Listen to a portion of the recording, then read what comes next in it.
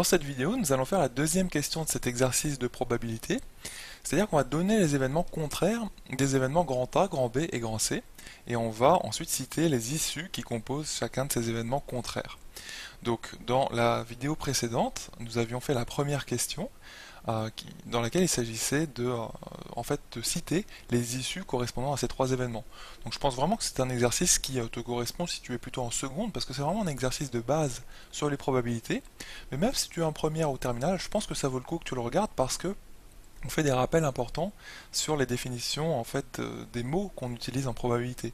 On a fait dans la vidéo précédente, et je t'encourage à aller la voir, eh bien les rappels des définitions des mots tout simplement issus, d'accord, événement et aussi univers, l'univers d'une expérience aléatoire. Donc dans cette vidéo, on va regarder donc les événements contraires, l'événement contraire de l'événement grand A. Alors, comment trouver, comment déterminer un événement contraire? Ça, c'est une question qui revient très souvent dans les exercices, jusqu'au bac.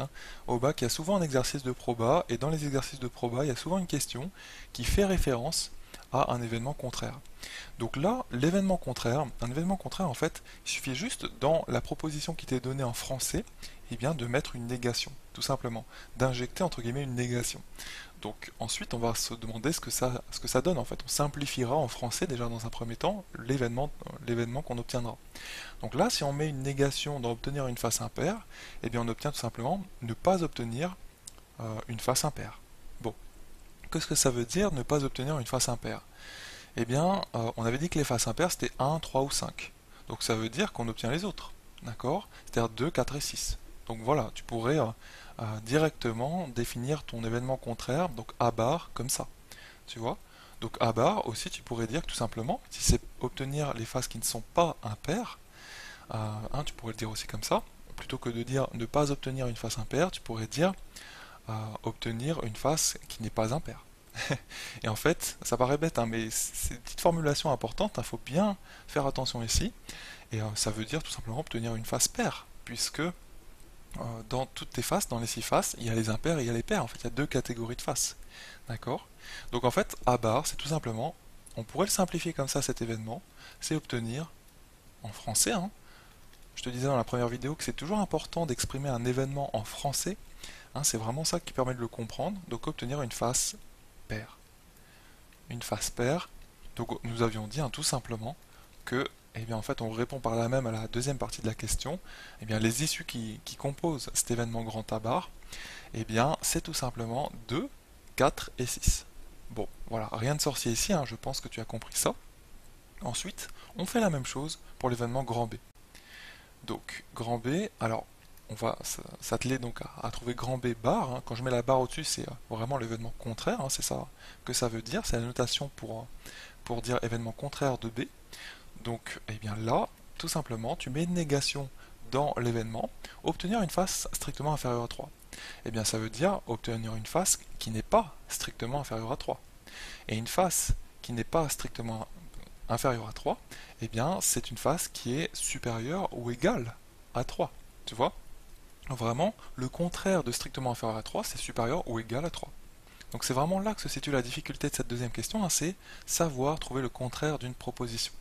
Donc là, en fait, une face inférieure à strictement à 3, je répète bien, c'est obtenir une face supérieure ou égale à 3. Voilà, donc si maintenant on cite les issues qui composent cet événement B bar, eh bien c'est très simple. En fait, c'est 3, obtenir en fait la face 3, première issue possible. Deuxième issue possible, eh bien ce serait obtenir la face 4, obtenir la face 5, troisième issue, et quatrième issue, obtenir la face 6. Voilà, donc ça c'est un événement qui est composé de 4 issues de ton univers de base. Ça marche? Et maintenant on passe donc à l'événement contraire de l'événement C, obtenir la face numéro 6. Donc là on injecte, c'est comme ça que la petite technique que tu peux appliquer, c'est que tu injectes la négation et après tu te demandes ce que ça donne. Tu simplifies l'événement obtenu. Donc obtenir la face numéro 6, c'est, si on met une négation, c'est ne pas obtenir la face numéro 6. Tout simplement, tu peux le dire comme ça, ou autrement dit, obtenir une face qui n'est pas numérotée 6. C'est pareil. Et donc, obtenir une face qui n'est pas numérotée 6, eh bien, c'est obtenir une face soit 1, soit 2, soit 3, soit 4, soit 5. Tout simplement. Donc, en fait, l'événement C, Donc le contraire de l'événement C, tu pourrais tout simplement dire que c'est obtenir,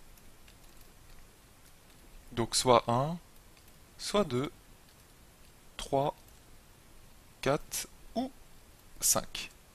Et c'est important de dire que c'est un ou, d'accord? Parce qu'on ne peut pas obtenir les choses en même temps. On ne peut pas obtenir un 1 et un 2 si tu lances un seul dé. Voilà. Donc là, ça, c'est tout simplement la simplification de l'événement C bar, d'accord? De l'événement contraire de C.